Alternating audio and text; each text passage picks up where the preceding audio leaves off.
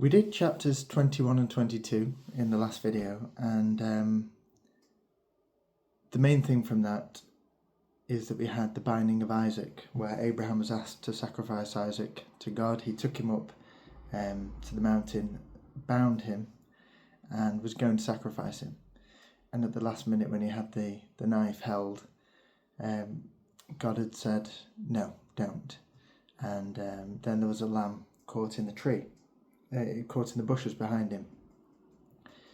But his faith in God was so strong that he was willing to sacrifice his own son, his only child with Sarah, and he was willing to sacrifice him. And then God stopped him at the last minute, or the last second, it sounds like.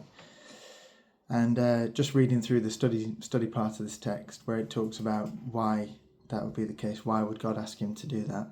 And there are a couple of things that they say, whether it's child sacrifice is something that God doesn't want anymore, and by him stopping at the last minute, it's him rejecting that type of sacrifice. And then the other side of it was trusting God, regardless of how complex or strange the request may seem, having that trust and things will work out. But I found that very hard. I've got children, and it's I could never imagine doing that. If somebody had asked me to take my children and sacrifice them, the answer would be no. And if something had to happen, it would be me that would go first, not the children. So it's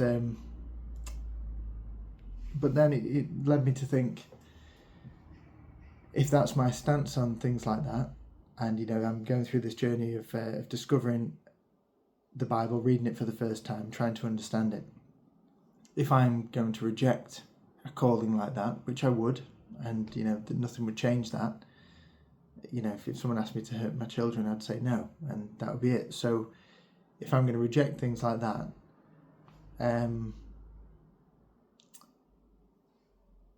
what does that say about my faith? Not just that's a pretty extreme example, but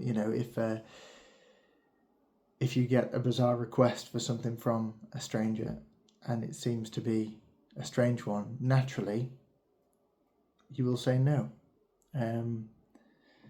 unless you are going to be helping somebody in some way. So what does that say about my faith, I guess?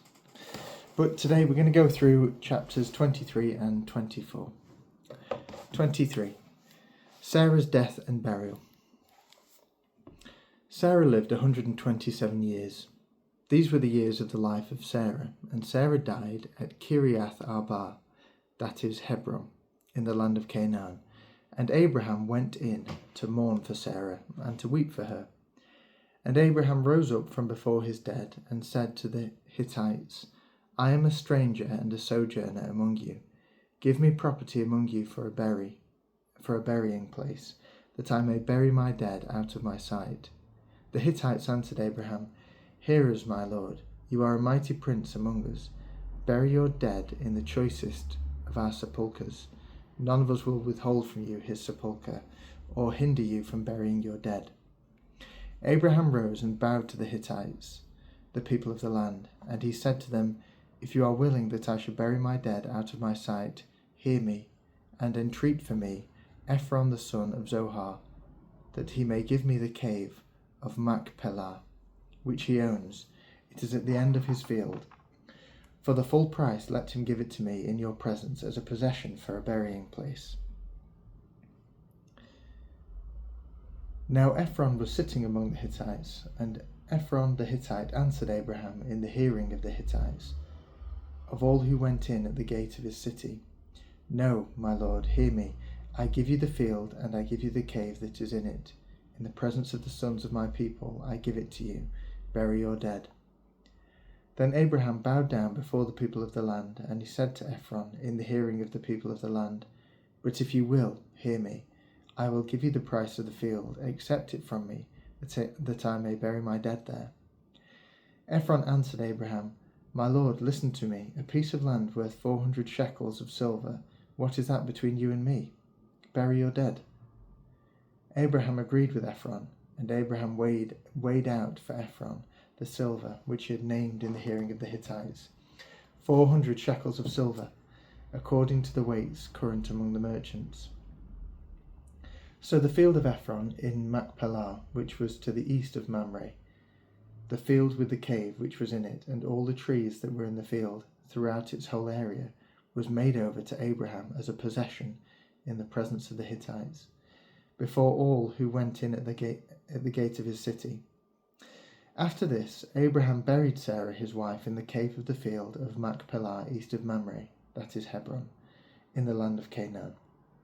The field and the cave that is in it were made over to Abraham as a possession for a burying place by the Hittites. That's the end of chapter 23.